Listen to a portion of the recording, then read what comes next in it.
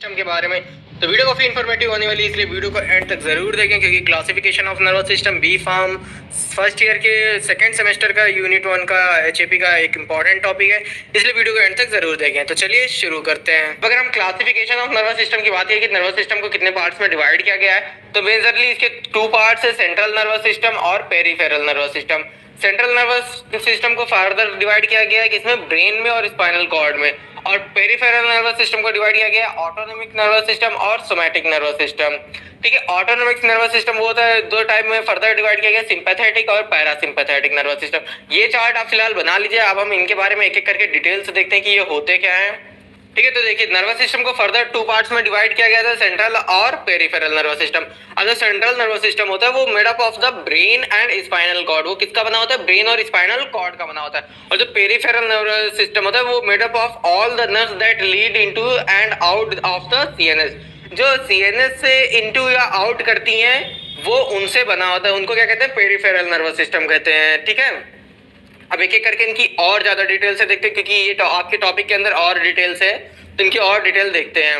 तो central nervous system की अगर हम बात करें तो central nervous system is composed of 2 interconnected organs. तो ये 2 इंटरकनेक्टेड ऑर्गन से मिलकर बना होता है। पहला जो है वो है ब्रेन और दूसरा है वो है स्पाइनल कॉर्ड है। These organs work together to integrate and coordinate sensory and motor information for the purpose of controlling the various tissue organ and organ system of body. तो ये दोनों करते क्या, ब्रेन और स्पाइनल कॉर्ड्स, ये दो organ से एक साथ काम करते हैं और ये क्या करते हैं, इंटीग्रेट करते हैं और कोऑर्डिनेट करते हैं। ये कोऑर्डिनेट का मतलब ऑर्डर देते हैं किनको, ये आपकी जो वेरियस टिश्यूज हैं और ऑर्गन्स हैं और ऑर्गन सिस्टम है उनको ये कंट्रोल करते हैं। आपके जो टिश्यू है बहुत सी जगह के, आपके ऑर्गन्स है, बहुत सारे ऑर्गन्स आपके जैसे जो आपके कंट्रोल में नहीं है। ठीक है, तो ये उन्हें कंट्रोल करते हैं। जो आपके ये आपके टिश्यू को कंट्रोल करते हैं, ये आपके ऑर्गन्स को कंट्रोल करते हैं और ये आपके ऑर्गन सिस्टम को कंट्रोल करते हैं। The central nervous system is responsible for higher neural function such as memory, learning and emotions. तो जो सेंट्रल नर्वस सिस्टम होता है वो किसके लिए मेजरली रिस्पॉन्सिबल होता है, वो होता है न्यूरल फंक्शन। न्यूरल फंक्शन किन्हें कहते हैं, जैसे मेमोरी, आपको जो चीजें याद रहती हैं उसमें ये रिस्पॉन्सिबल होता है। मेमोरी हो गई, आपकी लर्निंग हो गई, चीज़ों को याद रखना, आपको चीज़ों को सीखना। ठीक है, जो नई नई चीज़ें आपकी सीखते हैं उसमें ये हेल्प करता है। और इमोशन में भी आपकी हेल्प करता है, जो आपके अंदर इमोशन आते हैं, जैसे आपको खुशी हुई, आपको दुख हुआ, ठीक है, सैड न्यूज़ सुन के आपको दुख हो जाता है, या अब ऐसा तो होता नहीं कि हाँ किसी की डेथ की न्यूज़ सुन ली और आप हंसने लगे, ऐसा तो होता नहीं, थोड़ा सैड होते ना। तो ये जो आपके अंदर आ रही है, ये जो कोऑर्डिनेशन हो आ रही है, ये कौन करता है, ये नर्वस सिस्टम का काम है।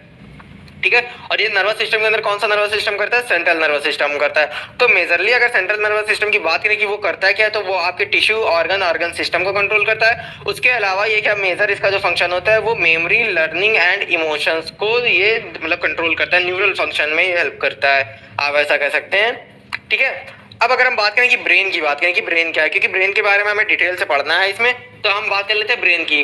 तो ये ब्रेन का जो वेट होता है, यानी कि वेट जो होता है वो अबाउट 3 पाउंड इन एडल्ट। तो एडल्ट के अंदर कितना होता है, 3 पाउंड होता है।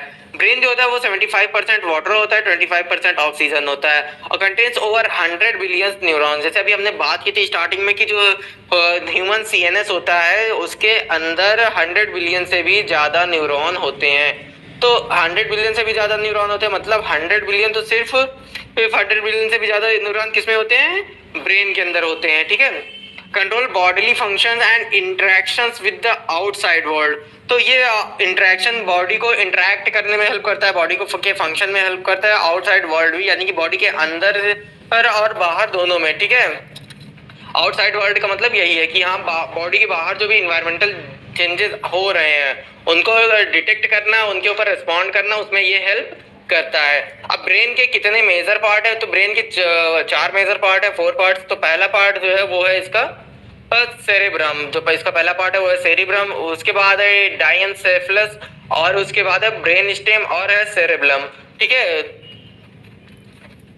अब देखिए जो आपका ये ब्रेन है, तो ब्रेन के नीचे जो कनेक्ट रहता है, ब्रेन से जस्ट जो कनेक्ट रहता है वो होता है स्पाइनल कॉर्ड।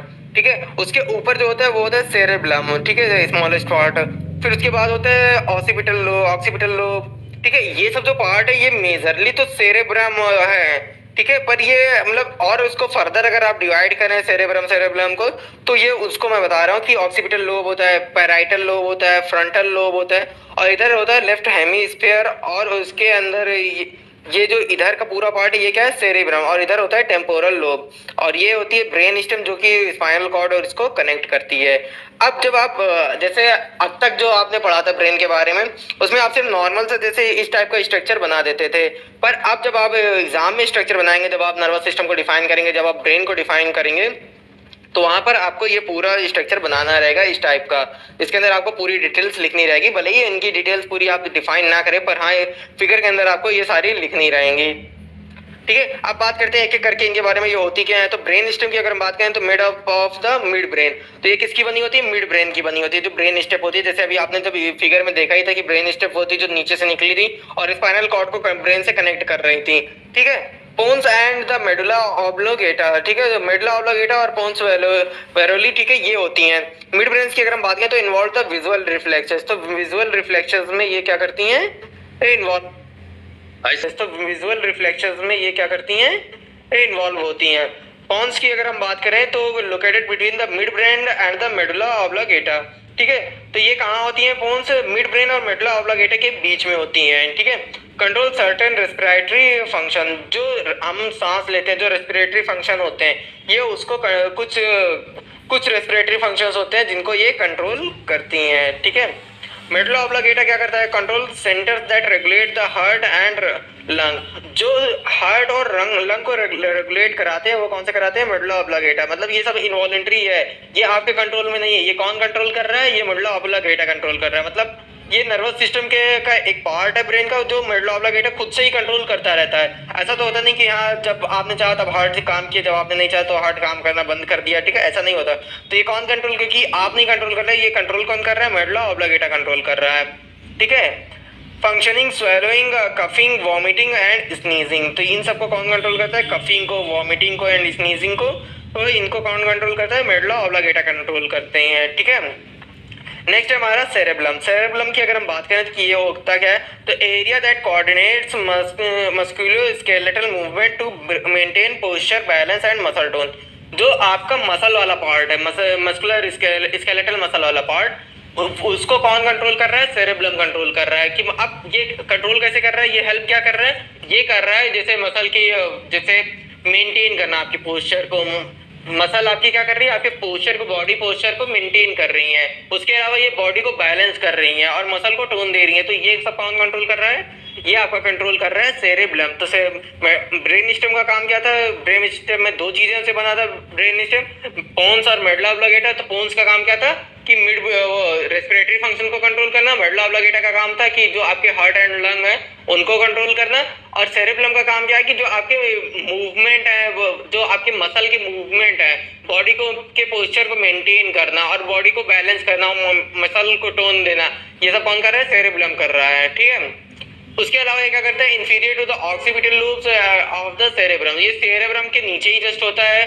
ठीक है, ऑक्सीपिटल लोब के पास, और posterior to the pons and medulla oblongata, और मेडुला ऑब्लोगेटा के ऊपर होता है। ठीक है, पोस्टीरियर होता है।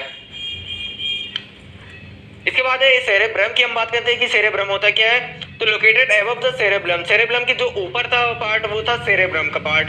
तो contains two hemisphere with an outer portion called the cerebral cortex. ठीक है, तो इसके अंदर क्या होते हैं, दो हेमिस्फीयर होते हैं with an outer portion called the cerebrum cortex. इसका जो आउटर पोर्शन होता है, जैसे दो हेमिस्फीयर होंगे और आउटर पोर्शन जो होगा उसको क्या कहते हैं, सेरेब्रल कॉर्टेक्स कहते हैं। The two hemisphere are connected by a bridge of nerve fibres that relay information between two hemisphere called the corpus callosum. होता क्या है कि जैसे दो हेमिस्फीयर तो होते हैं, जैसे दो हेमिस्फीयर हैं, पर इन दोनों हेमिस्फीयर को कनेक्ट कौन कर रहे हैं, नर्व फाइबर कनेक्ट कर रहे हैं। और ये नर्व फाइबर कनेक्ट इसलिए कर रहे हैं ताकि दोनों के बीच में क्या हो, इंफॉर्मेशन शेयर हो सके। और इस प्रोसेस को क्या कहते हैं, कॉर्पस कैलोसम कहते हैं। यानी कि जो इंफॉर्मेशन रिले हो रही है, जो ट्रांसफर हो रही है, उसे क्या कहते हैं, कॉर्पस कैलोसम कहते हैं। The left and right lobes are each divided into 4 lobes और पार्ट।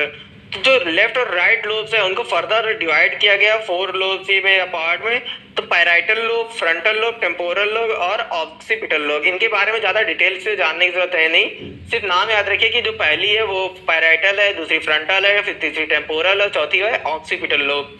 ठीक है, नेक्स्ट हमारा है डायनसेफ्लॉन। ठीक है, the deep portion of the brain containing thalamus, hypothalamus, epithalamus, ventral thalamus. तो डीप पोर्शन जो होता है ब्रेन का, जो डायनसेफ्लॉन के नाम से जानते हैं हम, वो क्या कंट्रोल करता है? थैलेमस को कंट्रोल करता है, हाइपोथैलेमस को कंट्रोल। अब हाइपोथैलेमस, थैलेमस ये सब क्या थे? ये सब आपके एंडोक्राइन ग्लैंड थे। ये आपने पढ़ा था ग्लैंड के पोर्शन में, आपने पढ़ा होगा। अगर नहीं पढ़ा तो आप हमारी 16 क्लास के अंदर जो बायोलॉजी मैंने पढ़ाई है उसमें आप जाकर देख सकते हैं कि ग्लैंड के अंदर, उसमें मैंने हिंदी में बताया अच्छे से।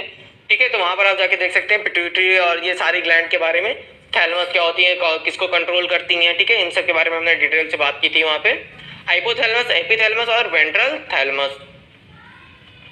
अभी होता क्या है कि serves as relay centre for sensations like heart rate, blood pressure, behaviour response, temperature control, digestive function, water and electrolyte balance. इन सब में ये हेल्प करती हैं कि मतलब किस में हेल्प करती हैं? हार्ट रेट में, ब्लड प्रेशर में, टेम्परेचर को कंट्रोल करने में। जैसे अभी हमने बात की कि हाँ, जो नर्वस सिस्टम होता है उसका मेजर जो फंक्शन है वो यही है कि हाँ, बॉडी को इक्विलिब्रियम स्टेट में रखना। तो वही सारी चीजें ये कौन कंट्रोल कर रहे हैं? ये यही नर्वस सिस्टम ही कंट्रोल कर रहे हैं।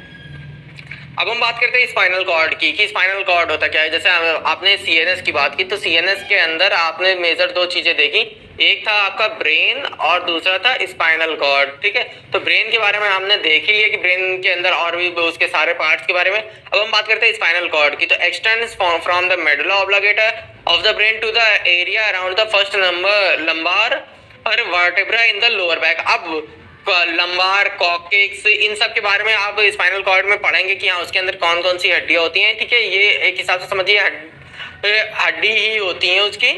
ठीक है, लंबार, कॉकेक्स।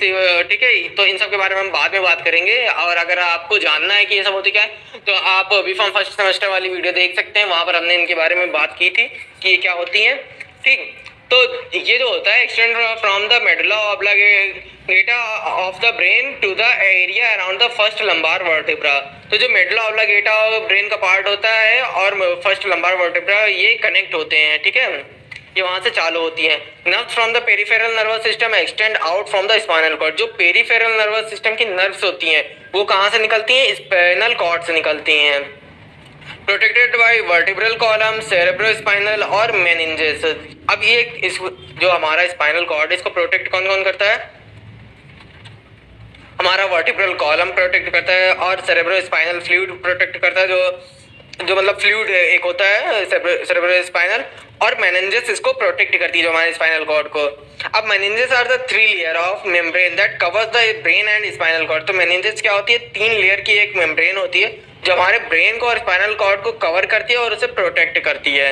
अब लेयर ऑफ द मेनिंजेस की हम बात करें तो कौन कौन सी है? डूरा मैटर है, जो आउटर या तो फाइब्रस मेम्ब्रेन होती है, ये टफ होती है, ये थोड़ी आउटर टफ फाइब्रस मेम्ब्रेन होती है। उसके बाद जो होती है वो एरेक्नॉइड मैटर है, जो मिडल वेब लाइक मेम्ब्रेन होती है। और उसके बाद है पिया मैटर है, जो inner most layer containing several blood vessels है, जो इनर मोस्ट लेयर होती है और ये इसके अंदर बहुत सारी ब्लड वेसल्स होती हैं। तो 3 लेयर जो हो गई मेनिंजेस के अंदर।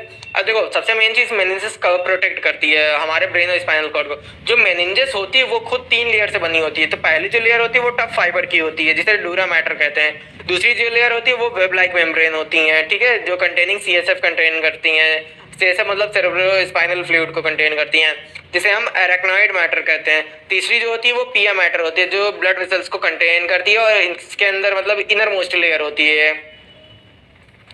ठीक है, तो यहाँ पर हम सेंट्रल नर्वस सिस्टम की अब देख लेते हैं कि कौन कौन से होता है पार्ट। तो सेंट्रल नर्वस सिस्टम यानी कि ब्रेन का पार्ट आपका हो गया, ऊपर का ब्रेन का यहाँ देख सकते हैं। और उसके बाद ये उसी से जुड़ा हुआ, मेडुला ऑब्लिगेटा से जुड़ा हुआ स्पाइनल कॉर्ड। ठीक है, ये स्पाइनल कॉर्ड। ठीक है, तो ये था सेंट्रल नर्वस सिस्टम। अब हम बात करते हैं पेरिफेरल नर्वस सिस्टम के बारे में, जो इसका, क्योंकि आप जानते हैं कि ब्रेन को 2 पार्ट्स में डिवाइड किया गया था, सेंट्रल नर्वस सिस्टम और पेरिफेरल नर्वस सिस्टम।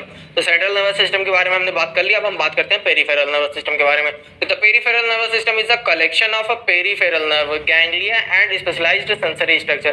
तो पेरिफेरल नर्वस सिस्टम क्या होता है, किनका कलेक्शन होता है? गैंग्लिया का, पेरिफेरल नर्व्स का और स्पेशलाइज्ड सेंसरी स्ट्रक्चर्स का होता है। that as a system carries sensory and motor information between the central nervous system and all other organs and tissue of the body. तो होता क्या कि जो हमारा सेंट्रल नर्वस सिस्टम है और जो टिश्यू और ऑर्गन्स है बॉडी के, उनके बीच में जो कम्युनिकेशन होती है, उनके बीच में जो इन्फॉर्मेशन की शेयरिंग होती है, उनको कौन रखता है? ये पेरिफेरल नर्वस सिस्टम होते हैं. कुल मिला के जो पेरिफेरल नर्वस सिस्टम होते हैं कि वो इन्फॉर्मेशन सेंट्रल से ऑर्गन तक, ऑर्गन से सेंट्रल तक लेकर जाते हैं. ठीक है, सेंट्रल नर्वस सिस्टम तक. The peripheral nervous system is functionally divided into two major division, the sensory or afferent division, the motor or efferent division. ठीक है, तो जो मेजरली इन्हें दो पार्ट में डिवाइड किया गया, सेंसरी और मोटर. अब ये होते क्या है, इनके बारे में हम आगे बात करेंगे. ठीक है, तो peripheral nervous system consist of 12 pair of cranial nerve and 31 pair of spinal nerve. तो पेरिफेरल नर्वस सिस्टम के अंदर क्या होती है कि 12 पेयर होते हैं क्रेनियल नर्व के और 31 पेयर होते हैं स्पाइनल नर्व के. ठीक है, अब ये कौन कौन से पेयर होते हैं इनके बारे में हम ज़्यादा डिटेल में नहीं जानेंगे. ठीक है, सिर्फ नाम जान लेते हैं. तो क्रेनियल नर्व्स के अंदर देख लेते हैं. तो पहला जो है वो है ऑल्फैक्टरी, जो स्मेल की सेंस में हेल्प करता है. दूसरा है ऑप्टिक. ऑप्टिक का मतलब जानते हैं कि सीधा आई से रिलेटेड, तो सेंस ऑफ विजन में. फिर है ऑक्यूलोमोटर, जो आई मूवमेंट में. फिर है ट्रॉक्लियर, जो aids muscle that move the eye, तो वो मसल जो आई को मूव कराती है उसमें. ठीक है, फिर है trigeminal, eye, tear glands, scalp, forehead, teeth, gums, lips and mouth muscles में. ठीक है, फिर है एब्डसेंस, जो है मसल कंडीशनिंग में. फिर है फेशियल. फेशियल में आप जानते हैं taste, facial expression, tear and salivary gland, इन सब में ये होता है. ठीक है, तो ये 7 इसके हो गए. और देख लेते हैं कि वेस्टिबुलो कॉक्लियर. ठीक है, ये क्या होता है? ये हियरिंग ऑफ एंड इक्विलिब्रियम, ये मतलब सुनने में और इक्विलिब्रियम स्टेट को मेंटेन रखने में ये हेल्प करता है, क्योंकि आपके ईयर जानते हैं इक्विलिब्रियम स्टेट को मेंटेन करते हैं. फिर एक ग्लॉसोफेरिंगियल, ये क्या होता है? फेरिंग्स जो आपकी होती हैं, जो फेरिंग्स आप जानते हैं कि जैसे जो आपका बक्कल कैविटी होती है, बक्कल कैविटी के बाद जब ईसोफेगस चालू होती है, ठीक है, ईसोफेगस आगे जाके स्टमक से कनेक्ट होती है, तो बक्कल कैविटी और ईसोफेगस के बीच में जहाँ से ये टर्न होती है, राउंड होती है, ये वाला जो पार्ट रहता है, ये कौन क्या रहता है? ये फेरिंग्स रहता है. ठीक है, तो pharynx, tonsils, tongue and carotid arteries और स्टिमुलस सैलिवरी ग्लैंड. फिर उसके बाद है वैगस. इन सब के सिर्फ नाम याद रखिए, इनके फंक्शंस या इनकी ज़्यादा डिटेल की याद रखने की जरूरत नहीं है. ठीक है, तो अगर फंक्शन याद हो जाते तो अच्छी बात है, पर सिर्फ नाम ही याद रखिए तो बहुत है. ठीक है, वैगस क्या करता है? स्पीच में, स्वेलोइंग में, हार्ट मसल में, smooth muscle and certain glands में. फिर उसके बाद है accessory muscle of the soft palate में और फेरिंग्स में, लैरिंग्स एंड नेक में. फिर इसके बाद है हाइपोग्लॉसल, जो कि टंग मूवमेंट में हेल्प करता है. तो ये थी 12 क्रेनियल नर्व, जो 12 क्रेनियल नर्व के बारे में हमने. अब जो इसके जो मेन, जो पेरिफेरल नर्वस सिस्टम के जो मेन 2 पार्ट्स हैं, अब हम उनके बारे में बात कर लेते हैं कि वो दो पार्ट्स कौन कौन से हैं. तो दोनों जो पार्ट है वो है सोमैटिक नर्वस सिस्टम और autonomic nervous system. Somatic nervous system क्या होता है कि जो मतलब responsible for receiving and processing sensory input from the skin, muscle, tendons, joint, eye, tongue, nose and ears, as well as excite the voluntary contraction of skeletal muscle. तो क्या होता है कि जो मतलब सोमैटिक नर्वस सिस्टम का मतलब क्या है कि जो मतलब हम कंट्रोल कर लेते हैं.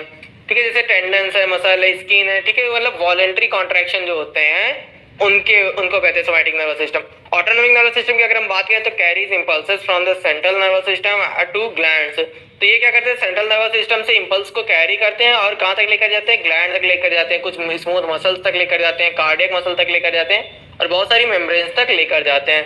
और ये क्या कहते हैं? Stimulates organ, glands and senses. और ये क्या करते हैं? ऑर्गन, ग्लैंड और सेंसेस को स्टिमुलेट करते हैं. तो ये था नर्वस सिस्टम के बारे में, हमने उसकी सारे टाइप्स के बारे में बात की. तो नर्वस सिस्टम का ऑर्गेनाइजेशन ऑफ जो नर्वस सिस्टम है हमारा पहला टॉपिक यूनिट 1 का. ऑर्गेनाइजेशन ऑफ नर्वस सिस्टम तो हमारा है पहला टॉपिक यूनिट 1 का. तो उसमें सिर्फ हमें इतनी बात करनी है. इसके अलावा और भी चीज़ें हैं, न्यूरॉन्स हैं, न्यूरोग्लिया हैं, इन सब के बारे में हम आगे बात करेंगे कि वो होती क्या है. फिलहाल ऑर्गेनाइजेशन ऑफ नर्वस सिस्टम अगर आपसे पूछा जाता है तो आपको सिर्फ इतना ही बताना है. तो आई होप आप लोगों को समझ में आया वो नर्वस सिस्टम. अगर आप लोगों को समझ में आया, वीडियो इन्फॉर्मेटिव लगे तो वीडियो को लाइक करें, चैनल को सब्सक्राइब करें और वीडियो को शेयर करें. तो मिलते हैं नेक्स्ट क्लास.